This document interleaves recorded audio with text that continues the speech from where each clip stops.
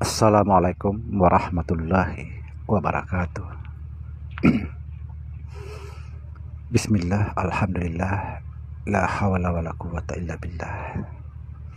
Saudara dimanapun Anda berada, semoga senantiasa dalam bimbingan Allah Subhanahu wa ta'ala, senantiasa dalam naungan Allah Subhanahu wa ta'ala, senantiasa diberikan kesehatan jasmani dan rohani, insya Allah.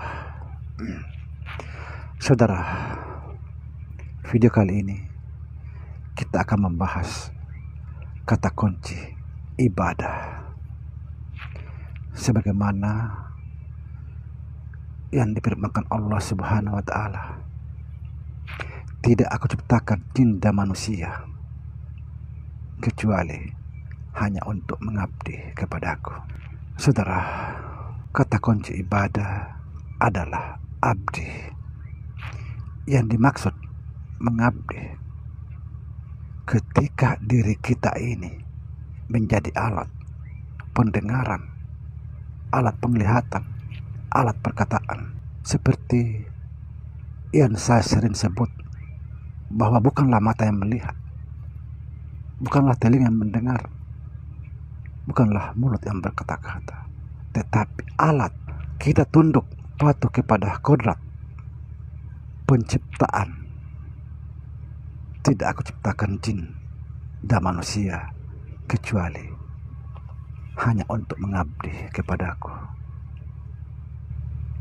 Saudara, kita ini seperti wayang, mengabdi pada dalamnya, tunduk patuh pada dalamnya. Apa kata dalam? Apa kehendak dalam? Patuh. Inilah pengabdian yang sebenarnya, yang dimaksud dalam ayat 56 surat As-Sariyat. Ayat ini banyak orang yang tidak memahami makna yang sebenarnya. Saudara, kita ini abdi dan sudah mengabdi, tapi kita harus beradab, berbuat yang hak, yaitu berbuat kebaikan, karena Allah itu maha baik, dialah kebaikan. Subhanallah. Kemudian saudara, kita merujuk dalam firman Allah, aku ingin ditemukan atau aku ingin dikenal, lalu diciptakan makhluk dari zatnya. Makhluk itu disebut rahasianya.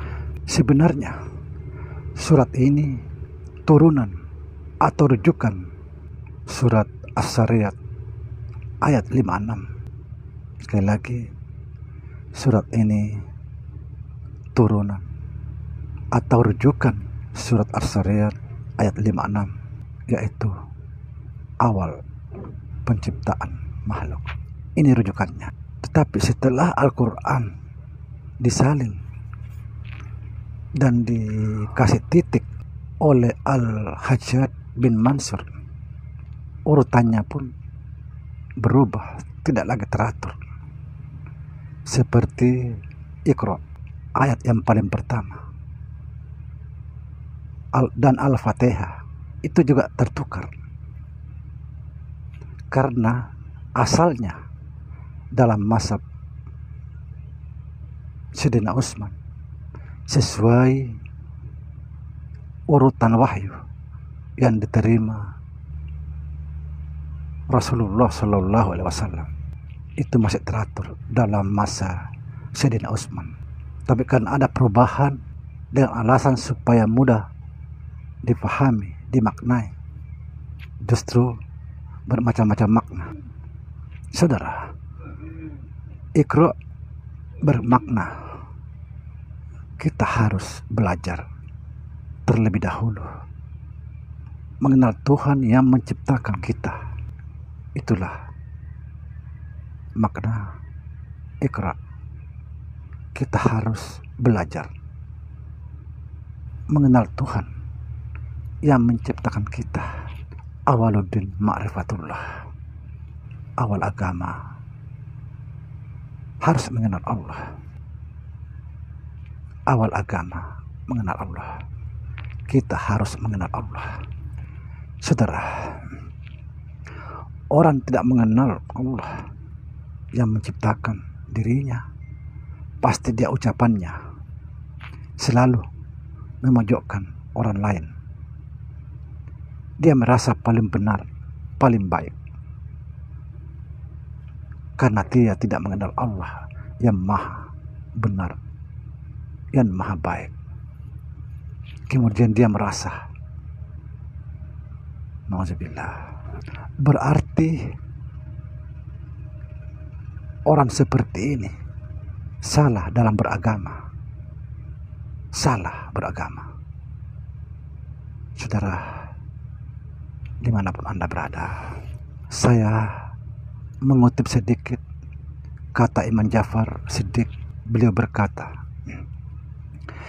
jika kamu ingin melihat kedalaman ilmu seseorang, jangan lihat dari pakaiannya, dari banyaknya beribadah, puasa, sholat, dan jangan lihat dari ucapannya, tetapi lihatlah bagaimana dia memperlakukan orang lain. Subhanallah. Saudara, demikian. Terima kasih yang tak terhingga telah mendukung terus-menerus channel ini. Semoga saudara semua diberikan kebahagiaan, kebaikan di dunia dan di akhirat, insya Allah. Assalamualaikum warahmatullahi wabarakatuh.